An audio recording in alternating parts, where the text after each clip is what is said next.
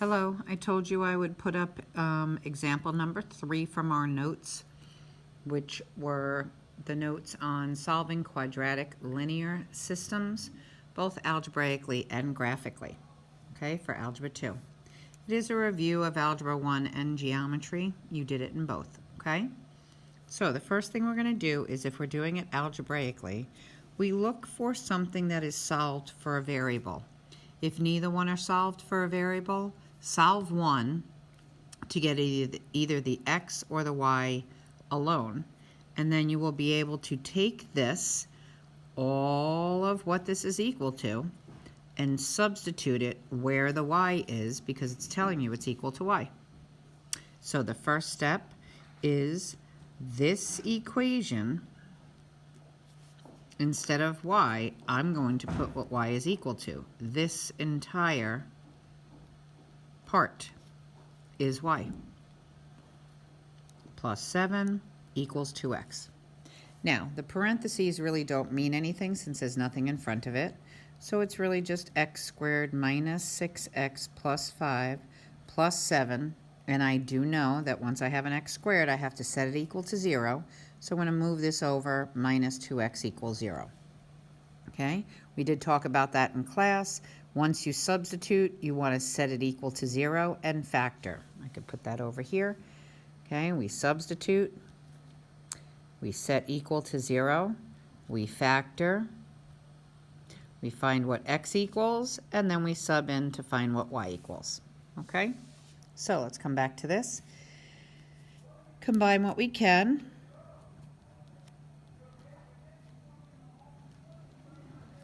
Okay, those combined, and now this can factor.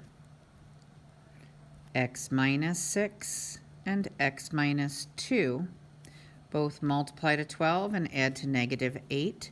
So factors are always opposite the root, So now I have the two x values, but they had another variable in here, the y value. So you can now take the 6 and plug it into either equation. Usually most people pick the linear one because it's easier to work through, but you can pick either one. It's your choice, okay? So I'm just going to write the linear under each of these. And now we're going to substitute the 6. So y plus 7 equals 2 times 6. So 2 times 6 is 12. Minus the 7 from both sides, and I'm going to get y is equal to 12 minus 7 is 5. So there's my first point. The solution set is 6, 5 as one ordered pair. And then sub it in here. Y plus 7 equals 2 times 2. Subtract the 7 from both sides. I get y equaling 4. Minus 7 is negative 3.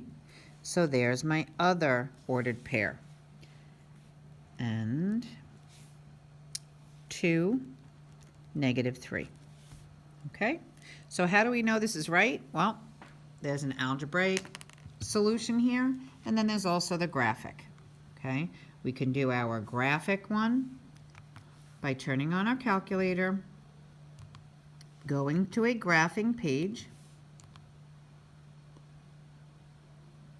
okay, and then putting both of the equations in. So we had an x squared minus 6x plus 5, enter. And then we also had a y plus 7. If you don't want to change anything around, you can always use relation to do it as well if you want to put it in exactly as it states here. Okay, the y plus 7 equals 2x. You don't even have to solve it for y equals mx plus b. It will graph it for you. Okay, so we see it intersected at 2 places. Sometimes those intersections are off the graph and you'll have to change the window to actually see it, but you know how to do that. We've done that before. So remember, this calculator, everything's menu based. What are we trying to do? We're trying to analyze this graph, choice 6, to find the intersection. And now, because there's two intersections, we want to go to the left of the one, click, go to the right so that it's dragging the shaded area. Then you see immediately there was another one there, okay? 2, -3.